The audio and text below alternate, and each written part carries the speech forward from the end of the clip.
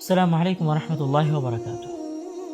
ইসলামের সোনালী যুগে যখন জ্ঞানের আলো পুরো বিশ্বে ছড়িয়ে পড়েছিল, তখন এমন কিছু ক্ষণজন্ম মানুষের আবির্ভাব ঘটেছিল যারা নিজেদের পুরো জীবন উৎসর্গ করেছিলেন ইলম হাদিসের খেদমতে। তারা শহর থেকে শহরে, দেশ থেকে দেশে ছুটে বেরিয়েছেন শুধুমাত্র রাসূল সাল্লাল্লাহু আলাইহি ওয়াসাল্লামের একটি হাদিস সংগ্রহের জন্য। আজ আমরা জানব এমনই একজন মহামানবের গল্প, যার ইলমের সাক্ষ্য দিয়েছেন তার যুগের শ্রেষ্ঠ আলেমরা। এমন এক ইমাম যার সম্পর্কে ইমাম আহমদ ইবনে হাম্মাল রাহিমাহুল্লাহ নিজে বলেছেন যে তিনি ইমামুম মিন আইম্মাতিল মুসলিমিন, মুসলমানদের ইমামদের একজন ছিলেন, যিনি মানুষের ইমান পরীক্ষার মানদণ্ড ছিলেন।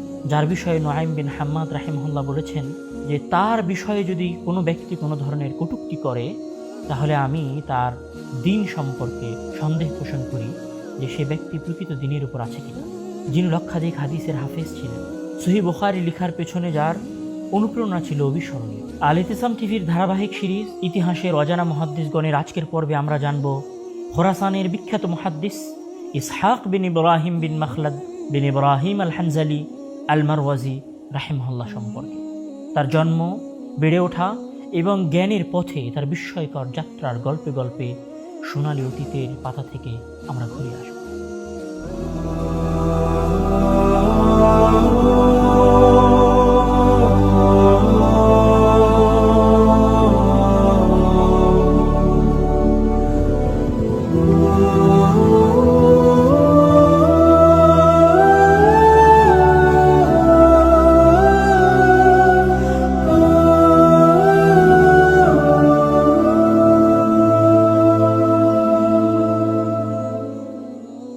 এই মানুষটি জন্মগ্রহণ করেছিলেন 161 হিজরি মোতাবেক 778 খ্রিস্টাব্দে ইসলামী বিশ্বের অন্যতম বড় ইলমি কেন্দ্র খোরাসানের বিখ্যাত শহর মার্ভ বা মুরুতে। সেই যুগে মার্ভ শহর ছিল জ্ঞান বিজ্ঞানের এক সুবিশাল সমাহার, যেখানকার পরিবেশই তাকে ছোটবেলা থেকে ইলমের প্রতি আকৃষ্ট করেছিল।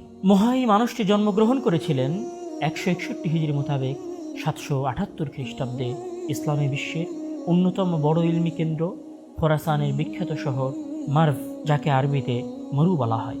এই শহরে উনি জন্মগ্রহণ করেছিলেন। সেই যুগে মার্ভ শহর ছিল ইসলামী জ্ঞান এবং বিজ্ঞানের এক সুবিশাল কেন্দ্র।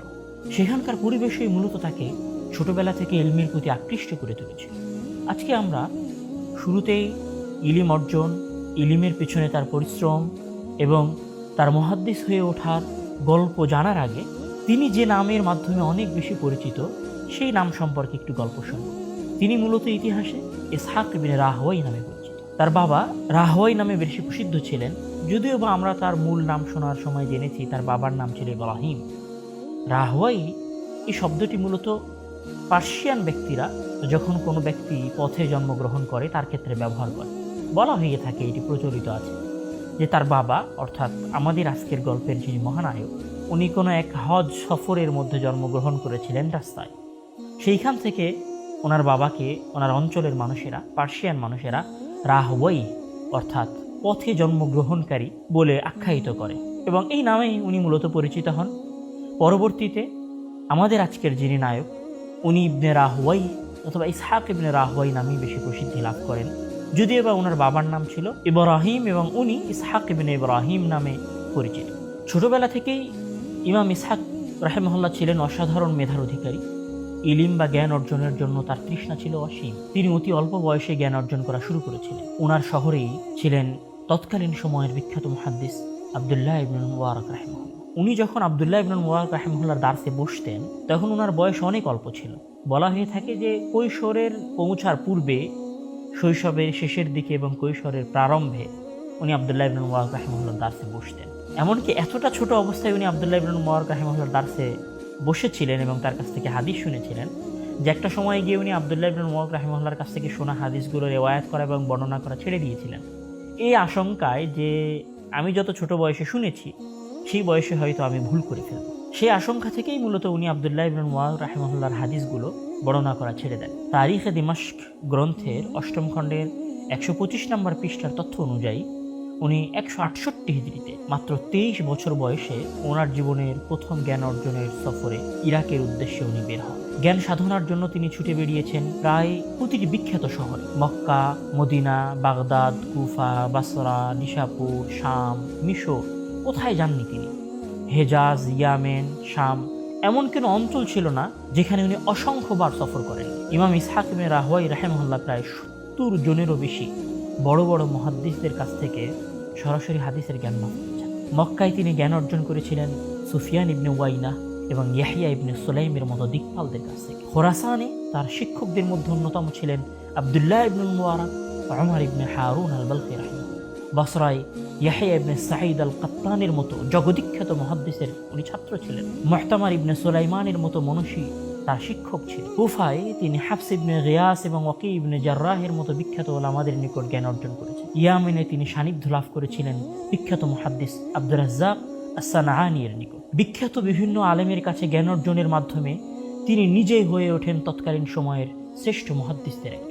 তারিখে বাগদাদে 9ম খণ্ডে 261 পৃষ্ঠা একটি ঘটনা উল্লেখ করা হয়েছে, যেখানে একবার ইমাম আহমদ ইবনে হাম্বল রাহিমাহুল্লাহকে ইসহাক ইবনে রাহওয়াই সম্পর্কে জিজ্ঞাসা করা হয়েছিল। তখন উনি ওইখানে একটি বাক্য উচ্চারণ করেছিলেন। উনি বলেছিলেন, হাল ইসআলু আনহু ইসহাকুন ইনদানা ইমামুম মিন আইম্মাতিল মুসলিমিন। তার সম্পর্কে কি জিজ্ঞাসা করা যেতে পারে?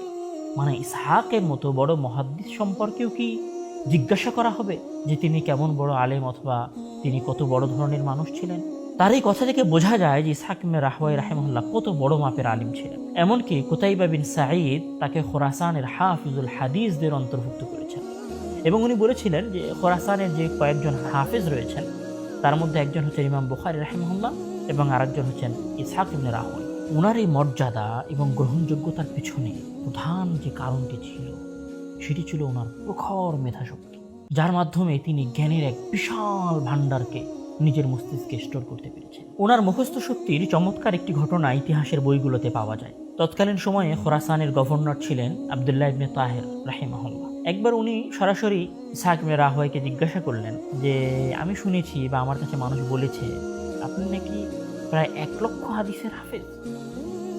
ওনার এই প্রশ্ন শুনে ইসহাক ইবনে রাহওয়াই রাহিমাহুল্লাহ বলেছিলেন যে 1 লক্ষ হাদিস কি আমি তো তা জানি না, তবে আমার জীবনে আমি কখনো এমন কিছু শুনিনি যা আমার মুখস্থ হয়নি, আর আমি কখনো এমন কিছু মুখস্থ করিনি যা আমি পড়ে ভুলে গেছি।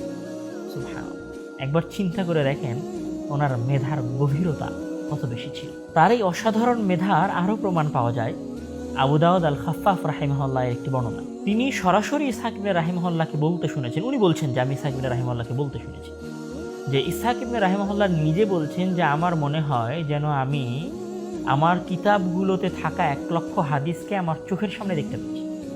তার মধ্যে 30,000 হাদিস তো আমি কোনো বিরতি ছাড়াই অনর্গল ধারাবাহিকভাবে বলে যেতে পারি।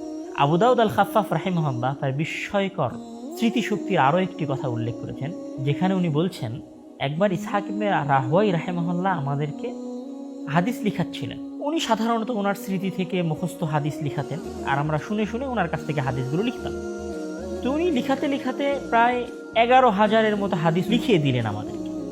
11,000-এর মতো হাদিস।